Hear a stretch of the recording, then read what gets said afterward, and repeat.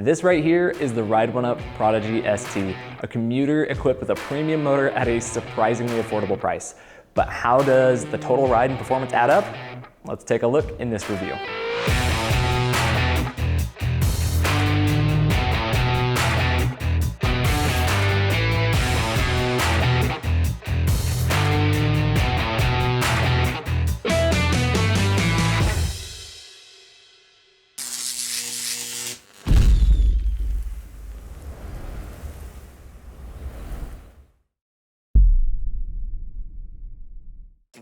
All right, so before we dive into the Prodigy ST, I just want to make sure if you haven't subscribed to the channel yet, please hit that subscribe button and don't forget the notification bell. We actually have a lot of stuff lined up, including some e-bike giveaways like the Prodigy ST here, so make sure you don't miss out on your chance to win a bike like this. So now let's talk about our experience with testing and reviewing this bike. Over the course of all of the hours that we logged on it and the miles that we put on it, there were two things that really stood out to me. And number one was the motor, and then just the type of rider who I think is going to like this bike. So this is the TF Sprinter motor by Brose. And if you're not familiar with Brose, they actually make some premium high-end motors and do some really impressive things with e-bikes. You can find some of their motors equipped on bikes that cost $10,000 or $12,000 in the EMTB world. So for a brand like Ride1UP to use a Brose motor is actually a big deal because Ride1UP is best known for providing great value products. This bike right now is currently priced just a little bit over $2,000, but it's using such a great motor. And it's not even the bottom rung of Brose's ladder. It's a good quality motor. It's 250 watts of power with 90 Newton meters of torque, meaning it's really good at enhancing your speed and helping you climb almost any hill without ever taking the ride away from you. It just enhances what you can do as a rider, it does not replace it. And of course, I feel like the motor makes all the other componentry feel better. Everything else that's spec'd with, it's from brand names that I recognize and trust, but they're not standouts in their own right. However, with that motor on there, it just feels like the whole is greater than the sum of its parts, and the bike feels really, really great. So second, like I said, this is a bike that's gonna have a certain appeal for the right type of rider. It's going to definitely stand out for people who commute on a regular bike right now, people who just enjoy being physically active or aspire to be more active. It's the type of bike that is very pedal friendly and very easy to enjoy. It'll get your heart rate up a little bit, but it's not necessarily something that's going to make biking challenging. It can definitely take a little bit or a lot of the edge off. So while the motor's tuning is the highlight feature here, let's take a look at some of the other componentry and features that you get when purchasing the Prodigy ST.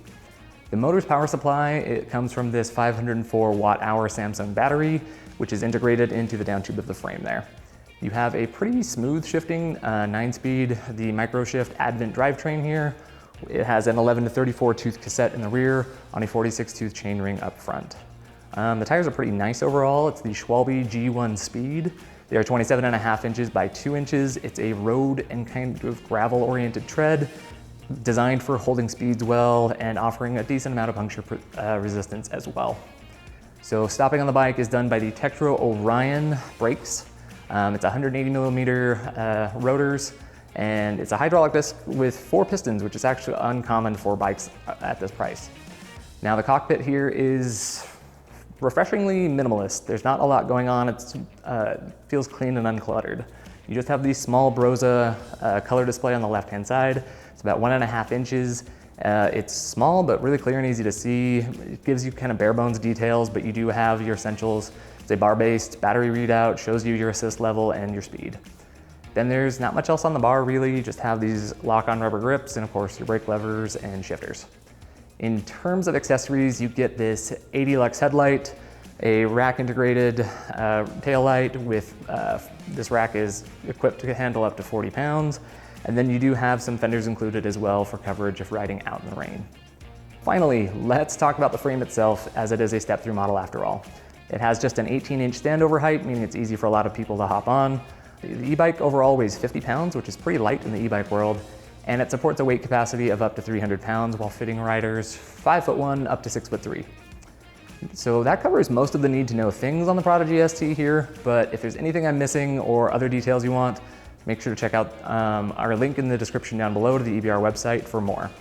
But for now, let's move on and talk about how the Prodigy held up in all of our standardized tests. In our first test, we examined the brakes, how safe they feel, how comfortable they are, and if we feel like they're reliable. Now, the brake setup on the Prodigy ST is the Tektro Orion. It has 180 millimeter rotors. It is not one of the more common Tektro sets that we see actually, but I mean that in a good way.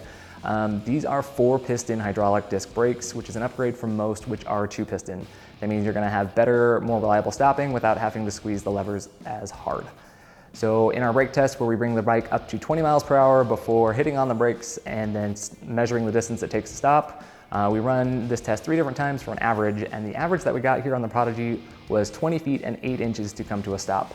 This is a really great result because as of right now, our running total for commuter bikes is 21 feet 8 inches, so a foot better, showing it's got some good stopping power. This is one area where I actually really like testing out bikes that are in the 50-pound range and not the 60s. It feels like no sweat to stop the bike in a hurry and just slow it down and keep it in control at that speed, since you have less weight you have to stop. Overall, just a really good brake result. All right, now let's head out to our test course to see how the Prodigy did in our speed testing. All right, so I am speed testing the Ride1UP Prodigy, and this is actually pretty good riding speed for this bike with no motor. It's hovering around 13 miles per hour right here.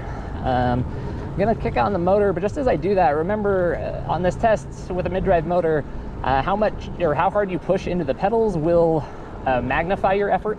So I'm gonna try to maintain the same amount of pressure I'm pushing down so we can kind of see what the speeds are for me. But you know, if you were to run this test, your results may vary. So I just clicked it into eco mode, and it's very subtle, but it's there.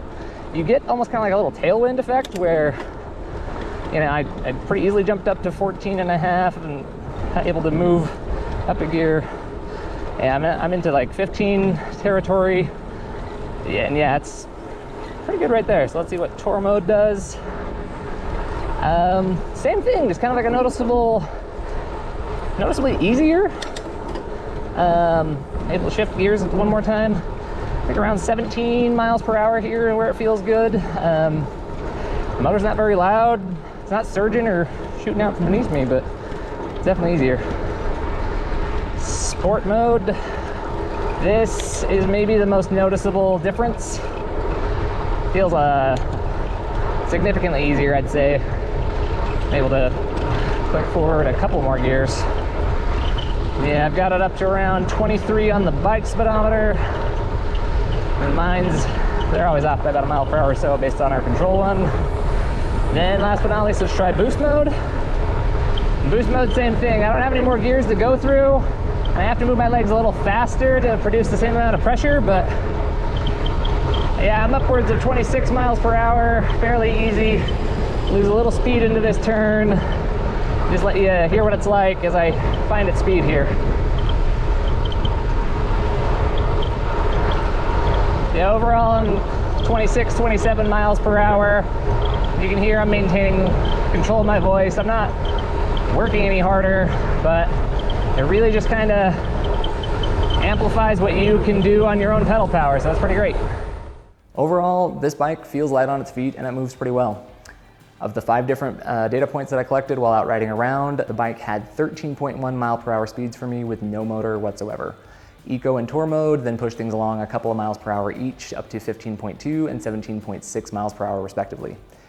Things really took off from there though, as the bike helped me climb up to 23.2 miles per hour in sport mode and finally finished off around 27 miles per hour for me in boost mode. This bike is a lot of fun. It keeps you engaged and pedaling the whole time. You feel like you get more support as you go through higher PAS levels, making those faster speeds achievable. So long as the gearing was kind of matching and keeping up with your PAS level, there was no ghost pedaling issue here on this bike, which is refreshing to see. But you do have to move your legs a bit faster in 8th and 9th gear at high speed. The Microshift Advent drivetrain did a good job allowing you to move quickly through the gearing. And you can even downshift 2 at a time if you press the trigger far enough, which is going to help you as you approach hills. Now, one small note, there is the tiniest delay from the motor as you shift between gears.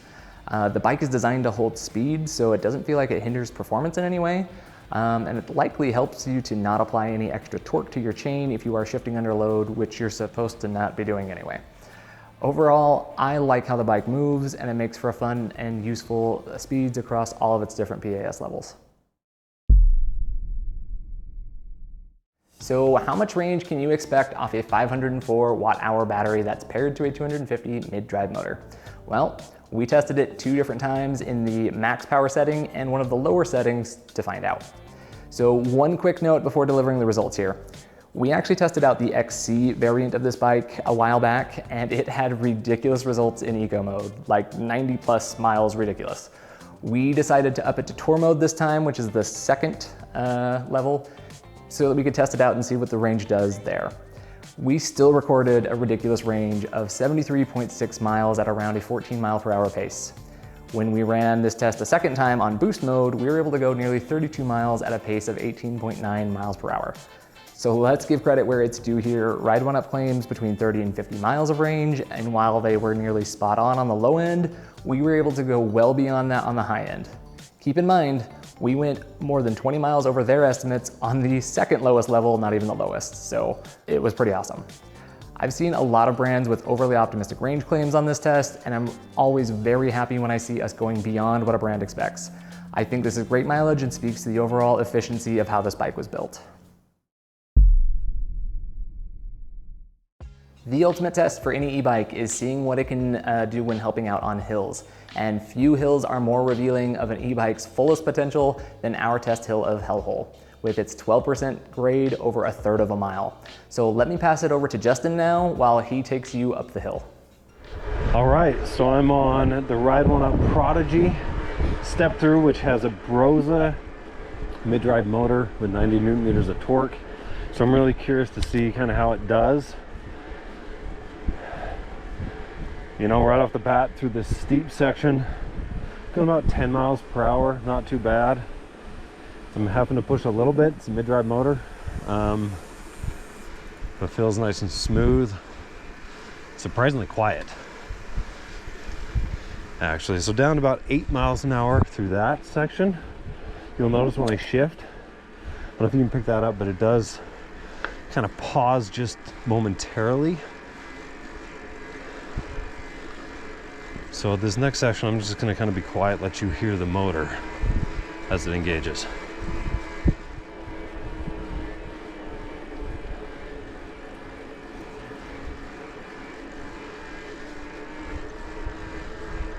So yeah, very quiet actually on the motor, which I really enjoy. Brose makes some really good stuff. You can tell breathing just slightly, but I could definitely keep up this pace for a long time.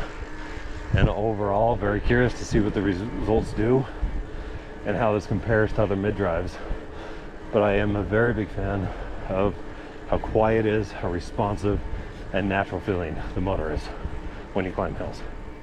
Okay, so Justin ended up recording a time of 1 minute and 34 seconds with an average speed of 11.5 miles per hour. That's one of our faster times we've recorded up the hill on similar 250 to 350 watt mid-drive motors. Overall, I'd say it climbs hills with awesome efficiency. So 2 quick things that I feel are worth pointing out here. First, like Justin said, the motor is just really quiet.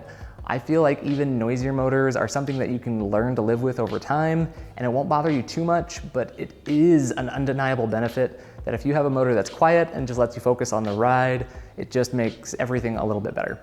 And second, this is where I was talking about how I see the bike holding a lot of appeal to current traditional cyclists, or for those who enjoy a little cardio in their life.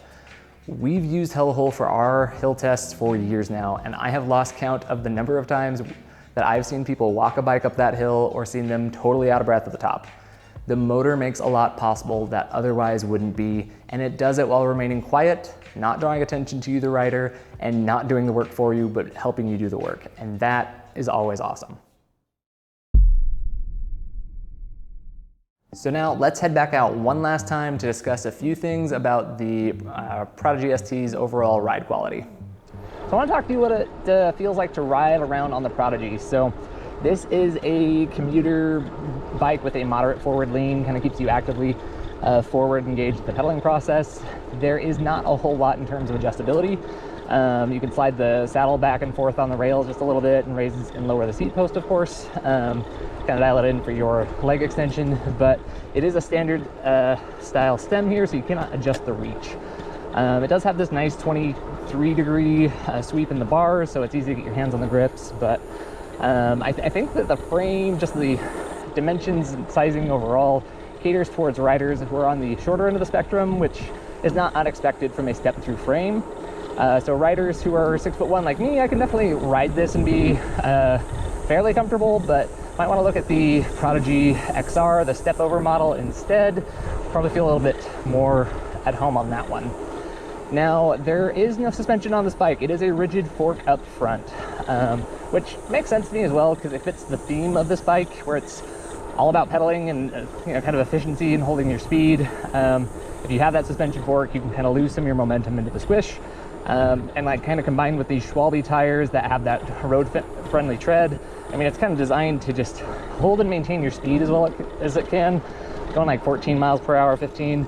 If I stop pedaling, it holds there longer than most e-bikes. It's all about efficiency. Last but not least, if we're talking about feel, let's talk again about that motor. Right now I'm riding around in tour mode, doing about 12 or 13 at a very casual pace.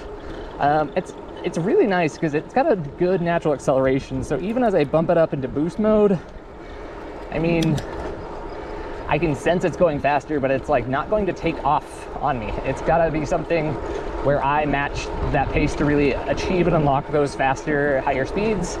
But that's really nice. It gives it a much more normal experience if you're kind of coming off of a traditional bike that, I think a lot of people will really like. So to kind of put a bow on everything I just mentioned while out on the ride, the Prodigy ST is a little bit limited in its adjustability, and if you're a taller rider, you'd want to look at the XR model for a better fit. But it's a bike that places an emphasis on precision and efficiency, which active riders will appreciate a lot. The rigid fork and Schwalbe tires will keep your momentum moving forward. It's the type of bike that's a lot of fun on paved roads, but you'll need to be prepared to be out of the saddle to handle the bumps that come your way. As I pointed out numerous times, the motor's ability to add to and not replace your effort is a huge plus here. If you're like me and you enjoy getting a bit of a workout in, but really hate working out to the point of being burnt out, this is the type of motor and bike for you. I think the only thing on my wish list I'd have for improving the ride quality would be to have another frame size, but keep it as a step-through. I wasn't uncomfortable on this bike at all, and I could make it my full-time ride, but I feel like I'd probably fit the XR slightly better, but I would of course lose that easy step-through frame, which I enjoyed a lot here. So maybe that's something Ride1UP could look to do down the road, offering 2 different sizes of step-through frame and 2 different sizes of XR frame, just to make sure that everyone can find their ideal fit. The Prodigy ST was a lot of fun to test out. This bike is great for active riders looking for a boost or for people who want to be a bit more active while commuting. It's going to get you where you're going quickly, but not necessarily drenched in sweat, as that Brose motor can take a little or a lot of the edge off for you. It's a bike built for a good pedal experience. A lot of the spec is solid and reliable, but that Brose motor really steps up the entire quality of the ride. I only wish that it came in 2 different sizes. When comparing this bike to similar ones, I've seen some others that offer multiple frame sizes, and some of the sizing and dimensions here on the Prodigy actually line up with its competitor's smallest frame. So at 6'1", I could still buy this bike and ride it day in and day out pretty happily, but something with a little bit more room without having to switch over to the Prodigy's XR model that caters a little bit better to taller crowds would just be a huge plus. Overall, the bike is fun, it performed well in all of our tests, and it has a stellar motor that is often found on bikes that cost about $1,000 more. It feels crisp and nimble, and it's the type of bike that is easy to enjoy ride after ride. Thank you for watching, and I hope you found this review helpful. For whatever questions you have, please make sure to leave them in the comments, and up-to-date pricing for this bike can be found through our link in the video description below. And if you buy a Prodigy bike through that link, it does help support our team here at EBR so we can keep making e-bike reviews. Last but not least, if you haven't subscribed yet, please do so and hit that notification bell. It'll let you know when we have new content, including e-bike giveaways and further reviews. Again, I'm Griffin with Electric Bike Report, and I'll see you on the next review.